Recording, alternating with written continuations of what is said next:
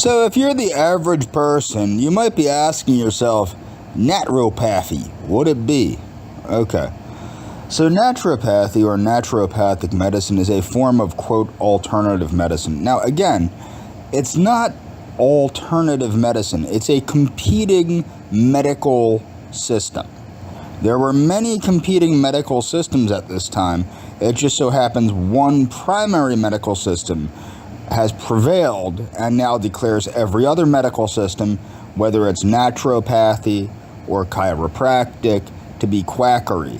Ironically, mainstream medicine has absorbed things like psychotherapy and other, what I would consider absolute nonsense, but it says things like naturopathy are, are, quote, quackery, because naturopathy is a direct competitor with mainstream medicine. However, integrative medicine, if you've ever heard of integrative medicine, actually blends naturopathy with allopathy.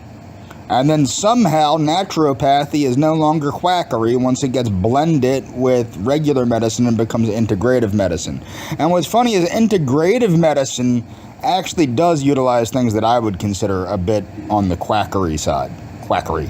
Quack. Okay. So, So naturopathy is a form of alternative medicine, a wide array of, quote, pseudoscientific practices branded as natural, non-invasive, or promoting self-healing, yada, yada, yada. So, let's see. Naturopathic practitioners commonly recommend against following modern medical practices. This is not true. Medical testing, this is not true either. Naturopathic doctors actually order testing, and I'll show that later. The term naturopathy originates from natura. I wonder if some regular doctor got on here, or probably some medical student got on here and wrote this stuff. So the term naturopathy originates from natura, Latin root for birth, and pathos, Greek root for suffering. To suggest natural healing, naturopaths claim the ancient Greek father of medicine, Hippocrates, as the first advocate of naturopathic medicine before the term existed. Naturopathy has its, of course, before the term existed, because the term was created to give honor to Hippocrates. What the hell? Okay, so naturopathy has its roots in the 19th century natural cure movement of Europe. In Scotland, Thomas Allinson started advocating his hygienic medicine in the 1880s, promoting a natural diet and exercise with avoidance of tobacco and overwork. The term naturopathy was coined in 1895 by John Scheele and purchased by Benedict Lust, whom naturopaths consider to be the father of U.S. naturopathy. Lust had been schooled in hydrotherapy and other natural health practices in Germany by Father Sebastian Kniep. Kniep sent Lust to the United States to spread his drugless method. Lust defined naturopathy as a broad discipline rather than a particular method, and included techniques such as hydrotherapy, herbal medicine, homeopathy, as well as eliminating overeating, tea, coffee, and alcohol. He described the body in spiritual and vitalistic terms, with absolute reliance upon the cosmic forces of man's nature. According to now what's funny is, all this sounds like hocus pocus, but I guarantee you, if instead they called it traditional Chinese medicine, oh man, these doctors, these Western doctors, they'd be creaming their jeans over that one. So, from 1901, Lust founded the American School of Naturopathy in New York in 1902. The original North American Kniep societies were continued. Is that Kniep or Kniep? I think if it's German, it's Kniep. Oh well. Discontinued and renamed naturopathic societies in September 1919, the Naturopathic Society of America was dissolved and Benedict Lust founded the American Naturopathic Association to supplant it. Naturopaths became licensed under naturopathic or drugless practitioner laws in 25 states in the first 3 decades of the 20th century. Naturopathy was adopted by many chiropractors, and several schools offered both Doctor of Naturopathy and Doctor of Chiropractic degrees. Estimates of the number of naturopathic schools active in the United States during this period vary from about 1 to 2 dozen. After a period of rapid growth, naturopathy went into decline for several decades. In the 1930s and 1910, the Carnegie Foundation for the Advancement of Teaching published the Flexner Report, which criticized many aspects of medical education, especially quality and lack of scientific rigor. Because there wasn't very much quality and there was a lack of scientific rigor, ironically, the naturopathic doctors, such as John Harvey Kellogg is a good example, were sticklers for scientific rigor. The advent of penicillin and other, quote, miracle drugs and the consequent popularity of modern medicine also contributed to naturopathy's decline. Now, Dr. Wallach, Joel Wallach, he explains the problem with drugs is antibiotics. Now, I want to remind everybody, I'm not a physician. I am not an MD, I am not an ND, I am not a DO, I am not a chiropractor, I'm not an LPN, I'm not an RN, I'm not a nurse practitioner, I'm not a physical therapist, not a nutritionist, not a dietitian. I'm not giving medical advice. This video is not medical advice, but Dr. Wallach is a physician and a veterinarian, and he can give medical advice. And as he stated, penicillin, not penicillin, but antibiotics, and I assume he would mean antivirals and other such things, are really the only drugs that actually cure anything. They actually get rid of the problem. They get rid of the bacteria that's causing the problem. There's sometimes a little bit of collateral damage, but they do what they're supposed to do. Every other drug really is working at alleviating symptoms. Some work better than others. Some work better for other people than others work on other people, okay? So the problem is and that's the problem with psychiatry. Psychiatry wanted drugs that worked as well as penicillin. Well, they don't have them, okay? They don't exist. There is no drug for schizophrenia that's going to cure schizophrenia the same way that penicillin cures an infection. Doesn't work. Okay. Consequent popularity of modern medicine, it also contributed to naturopathy's decline. Broadening the scope of practice laws led many chiropractic schools to drop naturopathic doctor degrees, though many chiropractors continued to practice naturopathy from 1940 to 1963. The American Medical Association campaigned against heterodox medical systems. It's because they don't want competition. You're not going to go to a doctor if you don't get sick. That's the problem. Okay. So by 1958, the practice of naturopathy was licensed in only 5 states.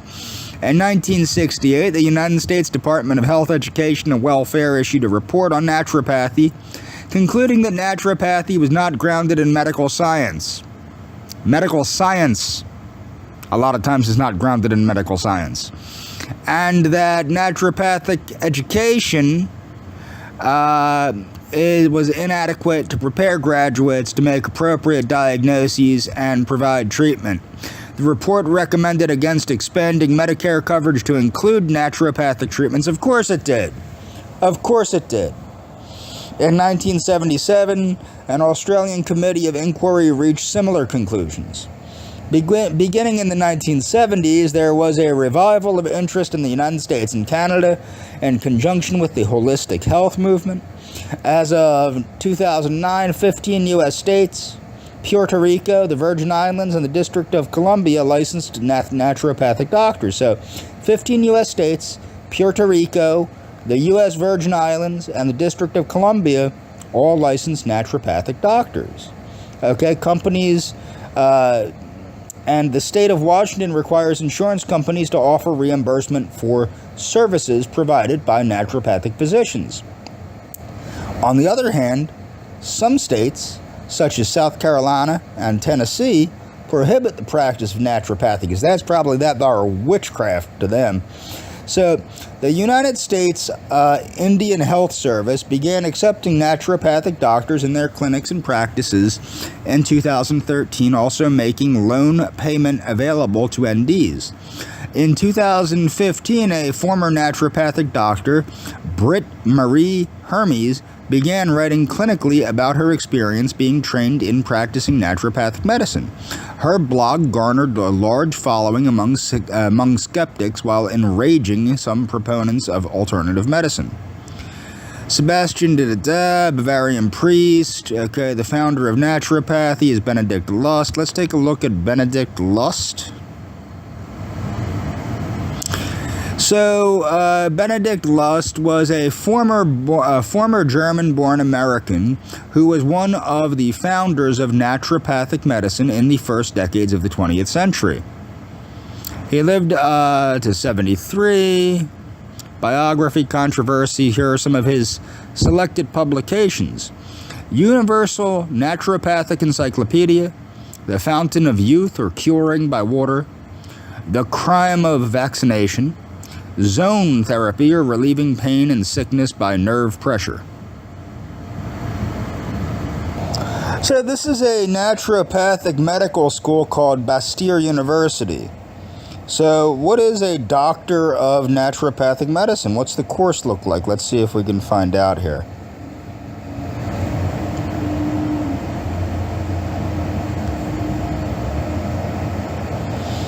So program length is 4 years for full-time students, 5 years for dual degree tracks. Doctor of Naturopathic Medicine degree, blah, blah, blah, blah, blah. Doctor of Naturopathic Medicine.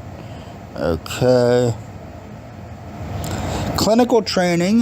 Train at Bastyr's teaching clinics in San Diego, yada, yada, yada. Postgraduate they have a residency program. So let's see if I can take a look at the course. Student life, research. Research at Bastyr, current research, let's see. So this is research going on at Bastyr University. Bastyr's very foundation is built upon a tradition of research in the natural health arts. Our focus is on student-centered faculty mentored research at Bastyr Research.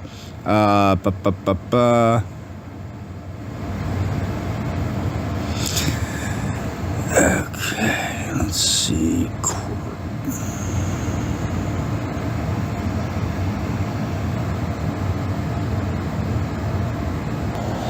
So the program overview about, the naturopathic doctor program at Bastyr University, an accredited naturopathic medical school. This degree program will train you to diagnose and treat disease using a wellness-first natural model, focusing on improving the function of the whole body versus an over-reliance on medications and surgical procedures. This full-time in-person medical school experience has two main components: basic science and clinical practice. Basic science and clinical practice. The coursework requires strong scholastic ability, full-time attention, and is designed to provide you with an integrated view of the structure and function of the human body, as well as diagnostic, management, and treatment skills.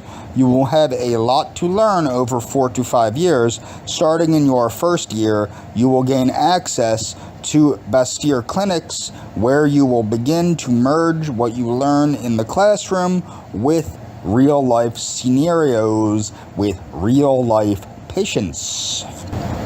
So again, I've done a video series on John Harvey Kellogg. John Harvey Kellogg was born in 1852. He lived until he was 91. He's known for cornflakes. Okay, his views on health. Biologic living. Synthesizing his Adventist beliefs with his scientific and medical knowledge, Kellogg created his idea of biologic living. This was the idea that appropriate diet, exercise, and recreation was required in order to maintain a healthy body, mind, and soul. As such, the policies and therapies at the Battle Creek Sanitarium were very much in line with these principles of biologic living, such as a focus on vegetarianism, drinking 8 to 10 glasses of water a day. In fact, his belief that biologic living would protect his health was so strong that he did not even feel it necessary to get vaccinated against smallpox. Kellogg's philosophy was presented in 7 textbooks that were prepared for Adventist schools and colleges. In these, Kellogg put his main emphasis on the value of fresh air, exercise, sunshine, and the dangers of alcohol. Alcohol and tobacco.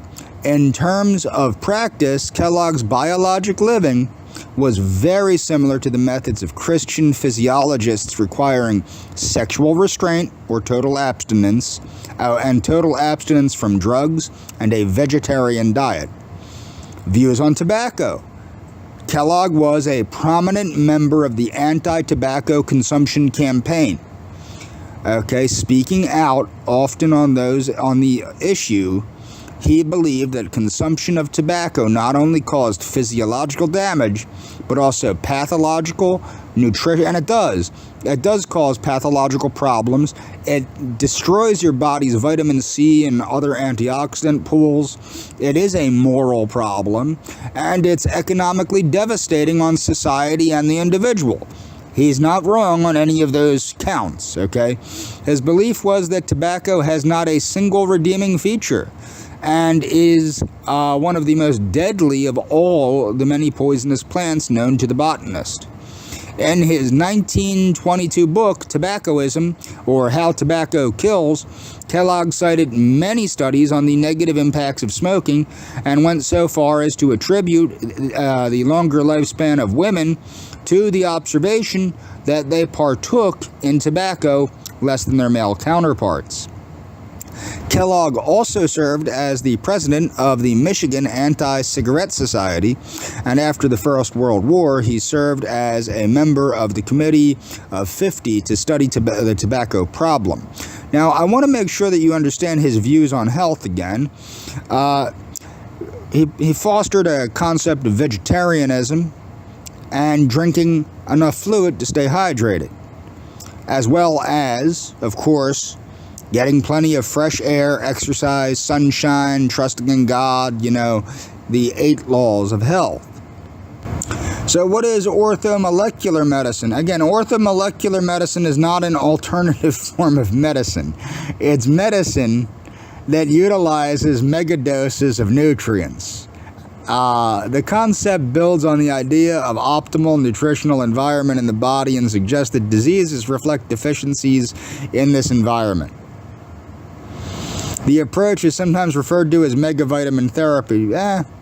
So, American chemist Linus Pauling coined the term orthomolecular. Actually, I believe it was coined by Abraham Hoffer, one of his colleagues. It has been described as a form of food faddism and as quackery. It's always quackery. So, in the early 20th century, some doctors hypothesized that vitamins could cure disease, and they could. And supplements were prescribed in megadoses by the 30s. Their effects on health were disappointing, though in the 1950s and 60s, nutrition was de-emphasized in standard medical curricula. Of course it was. Reardon's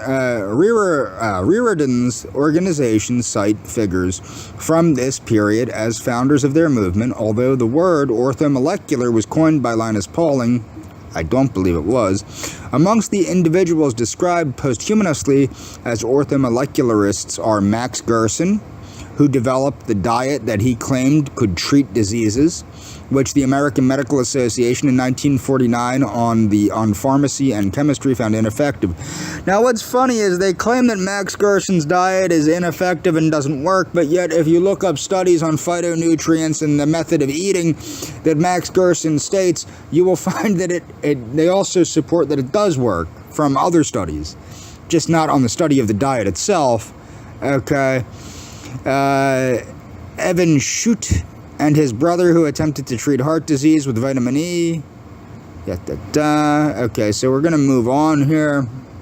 Oh, very quickly, I wanted to talk about orthomolecular psychiatry. Hoffer believed that particular nutrients could cure mental illness, and indeed he has proved it, or had proved it. According to Hoffer and others who called themselves orthomolecular psychiatrists, psychiatric syndromes result from biochemical deficiencies, allergies, toxicities, or several hypothetical contributing conditions, which they termed pyroluria, histodalia, and histopenia. Now, what's funny is, they do. Actual doctors know this, that mental health issues, aside from the ones caused by life circumstances and things of that nature, because people do have emotional issues, people do have existential crises, and things of that nature. But a great deal of mental health issues are often caused by toxicities, by deficiencies, and by allergies, and by head injuries and things of that nature. People know that. It's true. So what are the principles of orthomolecular medicine? Okay, so the principles of orthomolecular medicine is according to Hoffer, primitive peoples do not consume processed foods and do not have degenerative diseases. This is actually very true to a large extent, as was proven by Dr. Weston Price, and was also proven by Dr. Ansel Keys. A lot of people that study primitive people that eat a nutritious diet, not all primitive people do, but the ones that do eat a highly nutritious diet do seem to have, I wouldn't say they're free of disease, but it's very rare that they have diseases. Very rare. Especially the chronic diseases of diabetes, heart disease, etc. There was one study where they took Zulus and studied the Zulus eating the indigenous Zulu diet, and Zulus eating the British-style diet, and the Zulus eating the traditional African diet were basically free of disease, okay? Whereas the ones eating the British-style diet were very, very, very sick. So, necessitating the use of megadoses, orthomolecular, okay, prevalence, medical, scientific. So the prevalence is not that great. Okay, medical and scientific reception, moving on. What I really want people to understand, okay, I was originally going to name this medical self-care, recommended medical self-care versus DSM psychobabble. What you have to understand is psychiatric diagnosis is scientifically meaningless. I've already done videos about this, but you have to understand this. A study published in Psychiatry Research has concluded that psychiatric diagnoses are scientifically worthless as tools to identify discrete mental health disorders. The main findings of the research were psychiatric diagnoses all use different decision-making rules. There is a huge amount of overlap in symptoms between diagnoses. Almost all diagnoses mask the role of trauma and adverse events.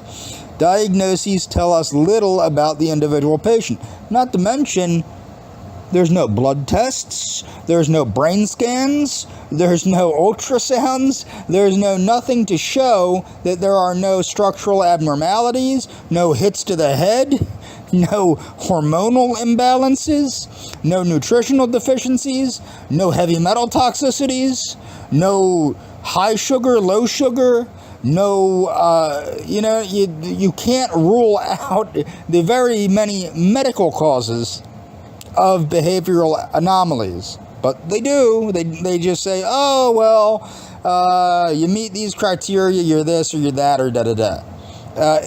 Basically, psychiatry is garbage. Why mental illness diagnoses are wrong, a pilot study on perspectives of the public. Okay, this was in Taiwan. So the conclusion is that their study found that mental illness diagnoses are wrong from the perspectives of the public because their participants did not agree with all of the assumptions professionals make about mental illnesses or diagnoses. Okay. Among 14 survey participants, 11 answered all of the questions, 79% none. Of the respondents were mental health professionals, and all knew that mental illness diagnoses often were made based on symptoms. Okay. Perception of the role of symptoms, the assessment, participants' perception, blah, blah, blah, calculations involved, yada, yada, yada. Assumptions about mental illness diagnoses, yada, da, da, da. You can read this on your own. It's a little boring. So, psychiatrists are not looking at things such as sleep, mental health, and sleep. Most people know firsthand that sleep affects their mental state. And that's a true thing. So while research is ongoing to better understand the connections between mental health and sleep, the evidence to date points to a directional relationship. Mental health disorders tend to make it harder to sleep. At the same time, poor sleep, including insomnia, can be a contributing factor to the initiation and worsening of mental health problems. So it can initiate and worsen mental health problems. You can read this on your own. A list of psychological disorders. This is a list of psychological disorders. Mental disorders are patterns of behavior or psychological symptoms that impact multiple areas of life. Neurodevelopmental disorders are those that are typically diagnosed during infancy, childhood, or adolescence. These psychological disorders, they're not psychological disorders if they're neurodevelopmental. Okay, if they actually are affecting the nervous system, they are not a psychological disorder. They're actually taking place in reality. Intellectual development disorders. Now, intellectual disability is actually one of the few things that I actually believe, the few psychiatric disease-like things that I actually believe does exist, and I think it is verifiable pretty well with an IQ test, although I don't think IQ tests are bulletproof. So, sometimes called intellectual disability, this type of developmental disorder originates prior to the age of 18 and is characterized by limitations in both intellectual functioning and adaptive behaviors. Limitations to intellectual functioning are often identified through the use of IQ tests. It used to be, at least from what I know, that every psychiatrist at Pendel preferred that their patients received an IQ test to rule out mental retardation, which of course is an IQ below 70. Global developmental delay. This diagnosis is for developmental disabilities in children, such as delays that relate to cognitive, social functioning, speech, language, and motor skills. It is generally seen as a temporary diagnosis, applying to children who are still too young to take standardized IQ tests. Once children reach the age where they are able to take a standardized IQ test, they may be diagnosed with an intellectual development disorder, though not necessarily. Autism spectrum disorder. Autism is characterized by persistent deficits in social interaction and communication in multiple life areas, as well as restricted and repetitive patterns of behavior. The DSM specifies that symptoms of autism spectrum disorder must be present during the early developmental period, and that these symptoms must cause significant impairment in the important life areas, including social and occupational functioning. ADHD is characterized by persistent pattern of hyperactivity and impulsivity. So you can see, okay, this is, what's this one here? This is mania. Mania is characterized by a distinct period of elevated. Now, this is actually, mania does not exist as far as I know. I think mania is actually lumped, it's now bipolar disorder. You can't be diagnosed as a maniac anymore. Periods of mania are sometimes marked by feelings of distraction, irritability, and excessive confidence. When mania progresses, there is also the possibility of psychotic symptoms such as grandiose delusions and hallucinations. While mania occurs with bipolar 1 disorder, hypomania is a marker of bipolar 2. Okay.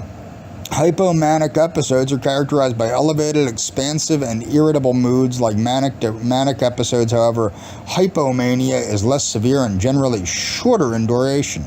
Depressive episodes. These episodes are characterized by, well, depression, though. Anxiety disorders, okay, generalized anxiety disorder, yada, da, da, da. You can read this on your own. Panic disorder, separation anxiety disorder, trauma and stressor related disorder, yada, da, da. As you can tell, a lot of these, there's nothing really post-traumatic stress disorder.